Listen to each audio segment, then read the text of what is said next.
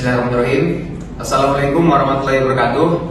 Ini seperti yang telah diinstruksikan ya dalam mata kuliah praktek peradilan Mahkamah Konstitusi, yaitu dosen pengampu kami, yaitu adalah Bapak Zainul SH, yang dimana kami diinstruksikan sekiranya untuk membuat video terkait peradilan Mahkamah Konstitusi, yang dimana di sini kami kelompok 1 ini melampirkan video kami dan melampirkan video praktek kami. Dan ini adalah bentuk perkenalan dari kelompok kami. Saya sendiri adalah Fatah Algi Rasution, berperan sebagai hakim ketua dalam persidangan ini. Saya Zaidin sebagai hakim anggota 1. Saya Silvi Isnandina sebagai hakim anggota 2. Saya Al-Sufri sebagai kuasa hukum pemohon. Saya Domyakada Paramita sebagai kuasa hukum pemohon. Saya Laila Sofina sebagai kuasa hukum pemohon. Saya Ivana Hayu sebagai kuasa hukum pemohon. Saya Dan Putri Ayu sebagai panitera.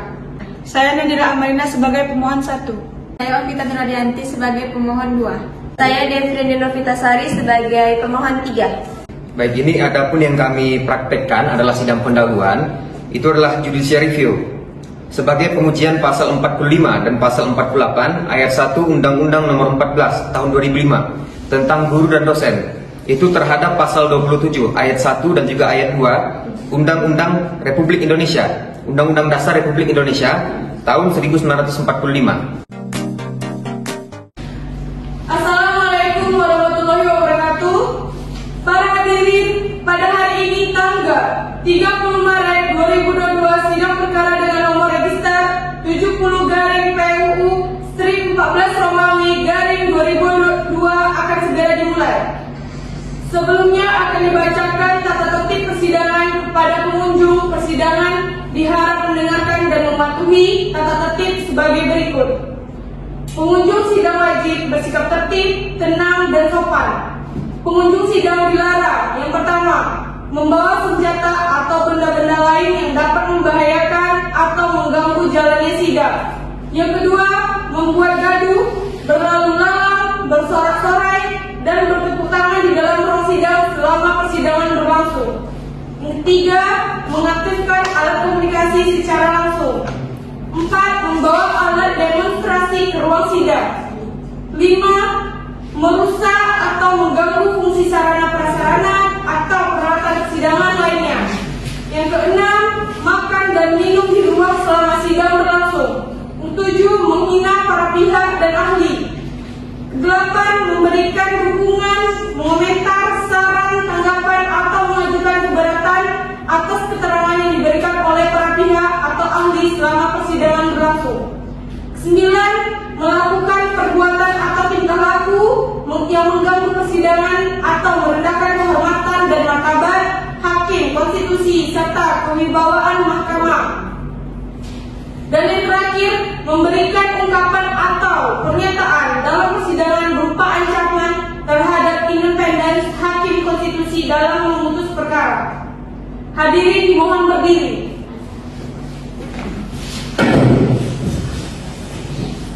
Yang mulia hakim konstitusi memasuki ruangan persidangan.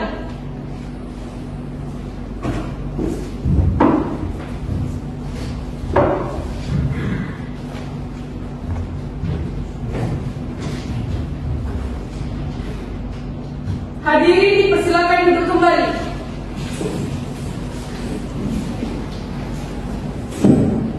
Baik, ini kepada para prinsipal, ini sudah siap ya?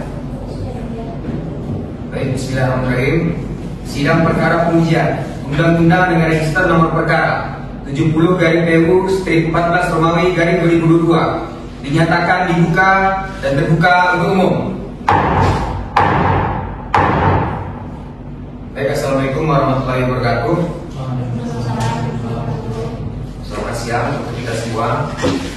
Ya, ini langsung saja ini kepada pemohon. Ini siapa saja yang akan memberikan keterangan dan juga yang sudah hadir di dalam ruangan ini.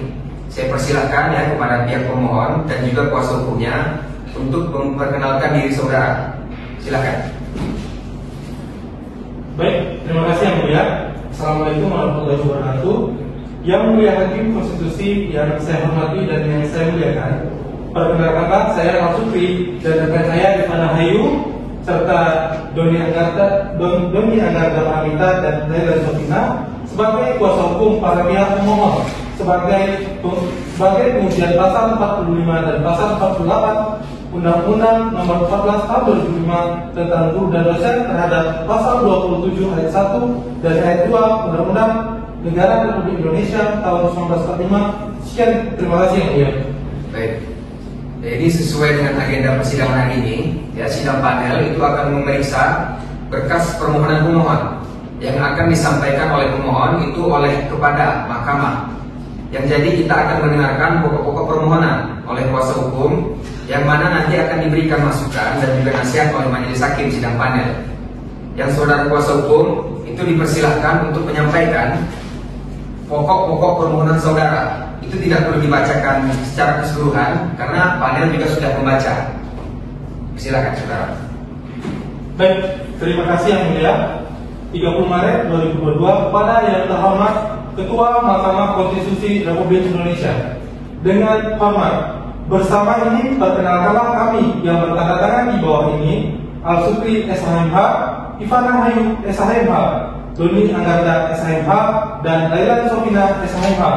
Kesemuanya adalah para advokat konsultan hukum dari tim advokasi Cabaria Law Firm, memiliki domisili hukum yang beralamat di Jalan Jenderal Sudirman, Gedung Sumintas 2, Kota Jakarta Selatan, Indonesia. Dalam hal ini bertindak untuk dan atas nama pemberi kuasa berdasarkan surat kuasa khusus tanggal 10 Maret 2022 sebagaimana terlampir yang ditandatangani oleh Nabila Amalina SHMH, Ovita Nur Adianti SKME, Devriani Novitasari SHMH.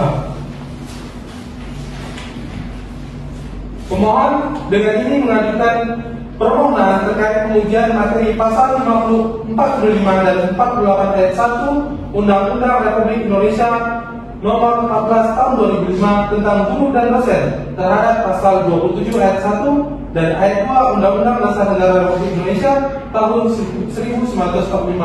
Untuk selanjutnya akan dibacakan oleh rekan saya, ya. Baik, silakan.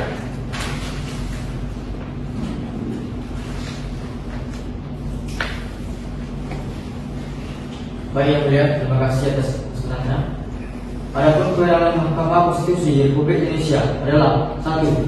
Dalam pasal 24C ayat 1 perubahan keempat Undang-Undang Dasar Negara Republik Indonesia 1945 menyatakan Mahkamah Konstitusi berwenang mengadili pada tingkat pertama dan terakhir yang putusannya bersifat final untuk menguji undang-undang terhadap Undang-Undang Dasar, memutus sengketa kewenangan lembaga negara yang kewenangannya diberikan oleh Undang-Undang Dasar, memutus pembubaran partai politik dan memutus perselisihan tentang hasil pemilu. 2. Bahwa berdasarkan ketentuan di atas, maka Mahkamah Konstitusi diberi kewenangan oleh Undang-Undang Dasar Negara Republik Indonesia 1945 untuk melakukan pengujian undang-undang terhadap Undang-Undang Dasar Negara Republik Indonesia 1945. Kemudian oleh Undang-Undang Nomor 7 Tahun 2020 tentang perubahan ketiga atas Undang-Undang Nomor 4 Tahun 2003 tentang Mahkamah Konstitusi.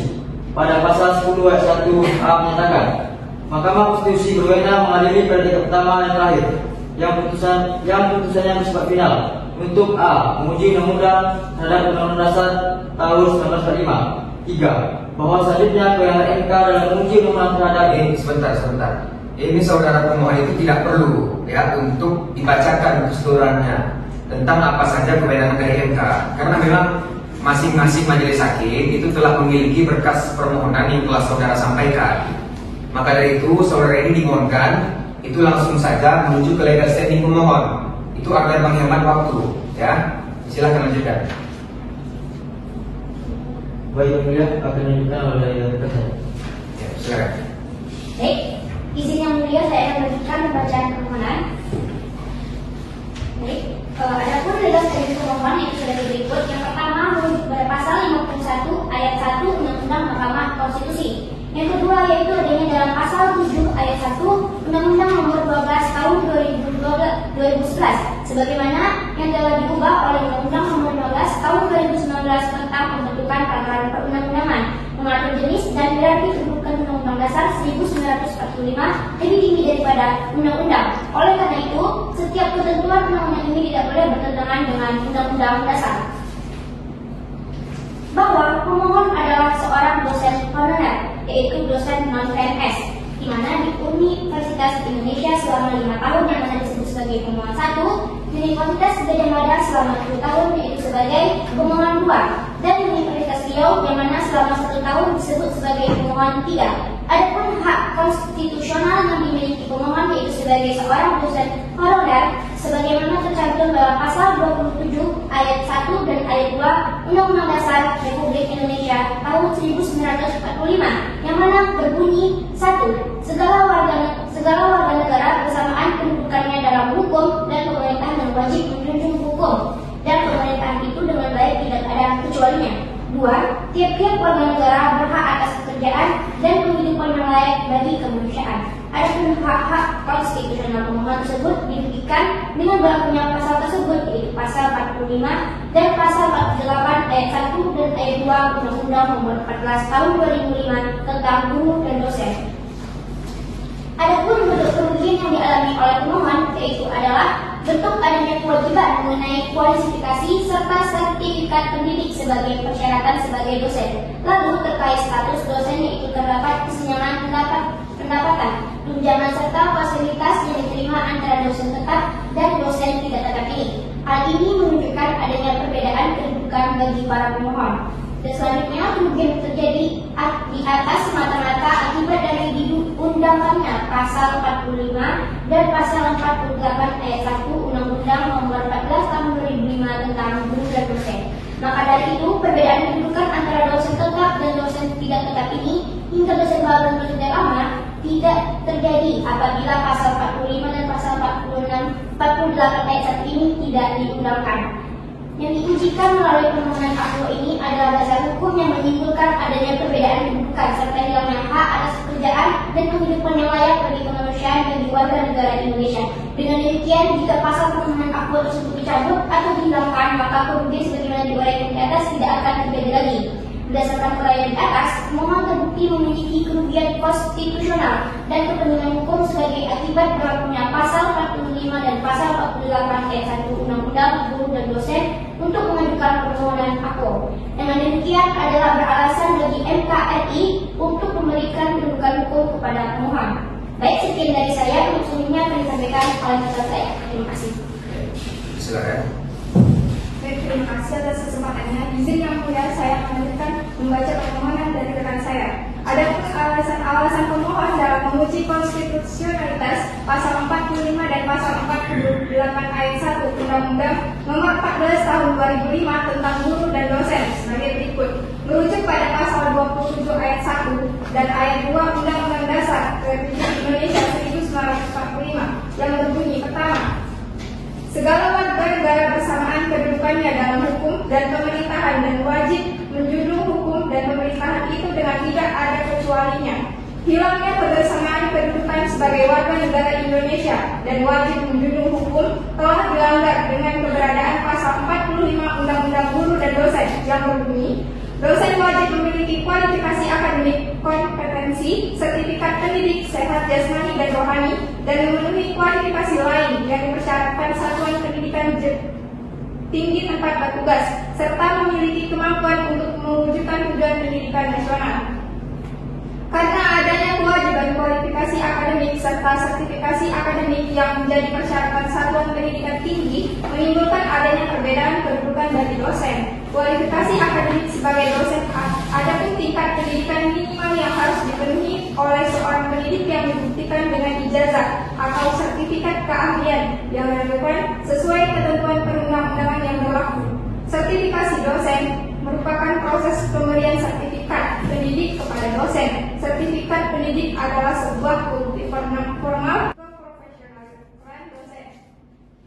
Adapun proses mendapatkan sertifikat pendidik memakan waktu yang cukup lama, yaitu butuh waktu 2 tahun, yang mana hal ini tercantum pada pasal 47 ayat 1 huruf A Undang-Undang Guru dan Dosen. Padahal seorang dosen yang sudah mengajar dapat dikatakan sebagai pendidik yang telah memahami wawasan landasan pendidikan. Lalu, adapun ketentuan untuk menjadi dosen yaitu berkualifikasi akademik minimal lulusan program magister sesuai ketentuan pasal 18 ayat 3 Undang-Undang Dikti.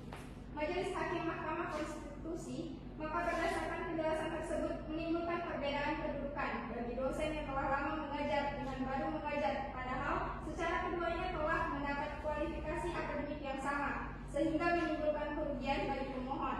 Selanjutnya, pasal 48 ayat 1 yang berbunyi, status dosen terdiri atas dosen tetap dan dosen tidak tetap. Dalam penjelasan pasal 48 ayat 1 dalam Undang-Undang Guru dan Dosen, yang dimaksud dengan dosen tetap adalah dosen yang bekerja penuh waktu, yang berstatus sebagai tenaga pendidik tetap pada satuan pendidikan tinggi tertentu. Yang dimaksud dengan dosen tidak tetap adalah dosen yang bekerja paruh waktu yang berstatus sebagai tenaga pendidik tidak tetap pada satuan pendidikan tinggi tertentu.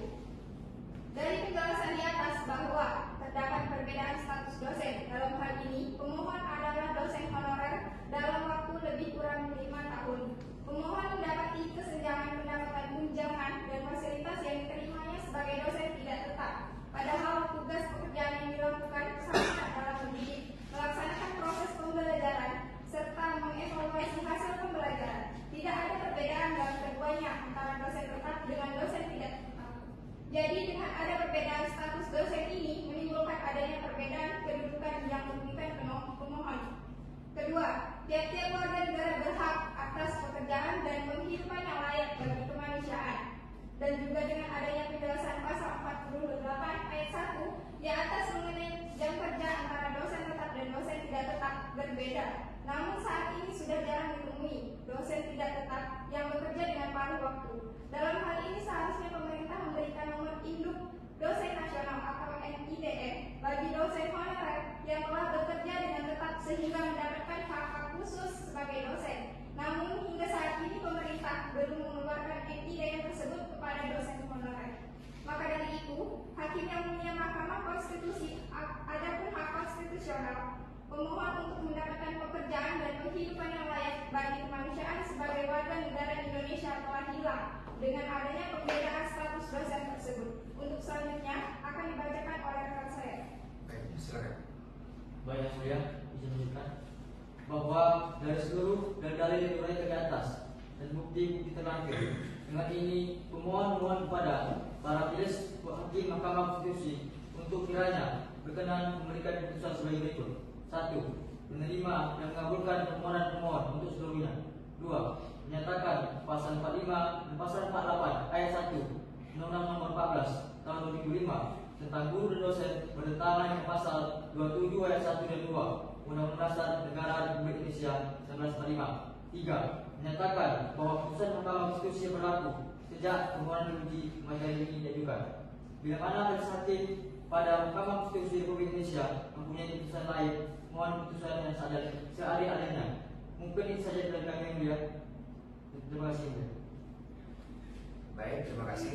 Tadi sudah disampaikan.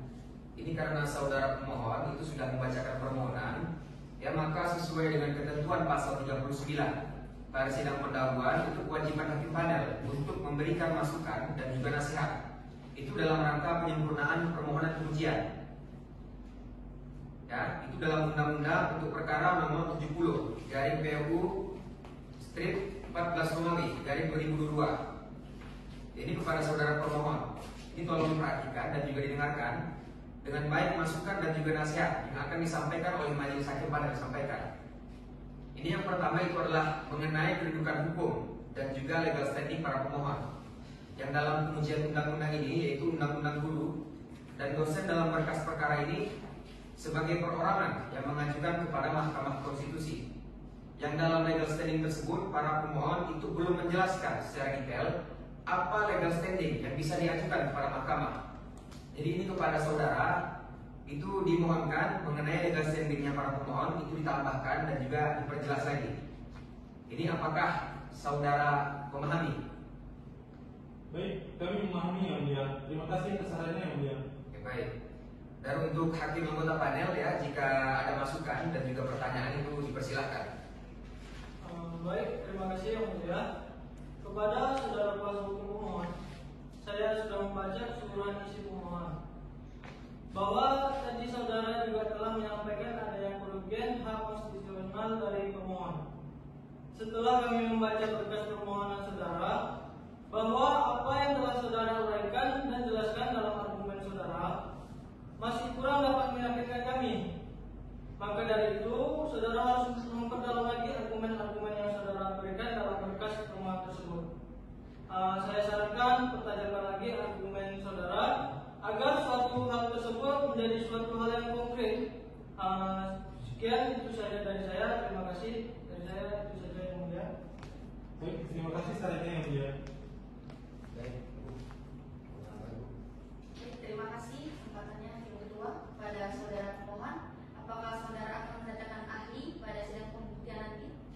Kami dari pihak pemohon akan menghadirkan satu orang ahli dari salah satu staf Direktorat Jenderal Pendidikan Tinggi Kementerian Pendidikan dan Kebudayaan.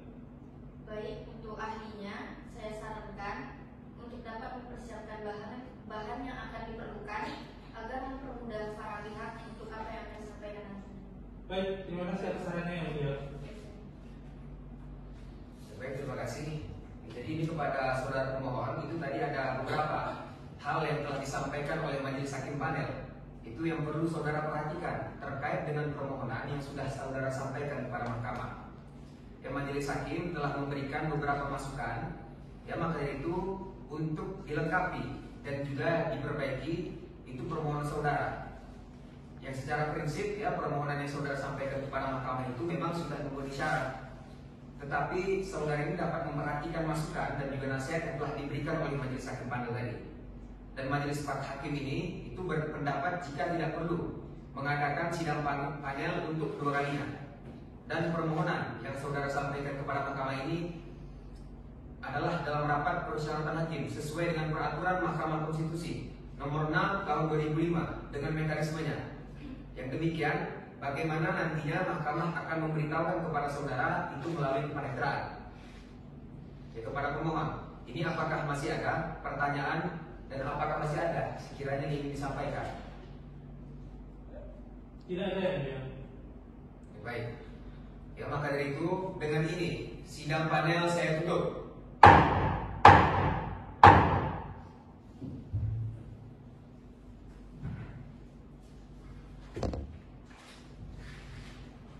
Majelis hakim meninggalkan ruang sidang. Hadirin dimohon berdiri.